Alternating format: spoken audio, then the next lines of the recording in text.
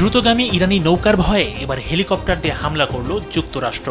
সোমবার হরমুজ প্রণালীতে 6টি ইরানি দ্রুতগামী নৌকার উপর অ্যাপাচি ও সিহক হেলিকপ্টার দিয়ে হামলা চালিয়েছে মার্কিন সেনাবাহিনী। এতে জড়িত ছিল মার্কিন সেন্ট্রাল কমান্ড। আর কারণ হিসেবে বলা হয়েছে বাণিজ্যিক জাহাজের নিরাপত্তা নিশ্চিত করা। মার্কিন সেনা কমান্ড দাবি করেছে নৌকাগুলো বাণিজ্যিক জাহাজ চলাচলে বাধা দেওয়ার চেষ্টা করছিল, এই কারণে তাদের লক্ষ্য করে অভিযান চালানো হয়। সেনকম জানিয়েছে এই অভিযান অপারেশন ফ্রিডমের অংশ, যেখানে 100টিরও বেশি সামরিক উড়োজাহাজ ব্যবহার করা হচ্ছে।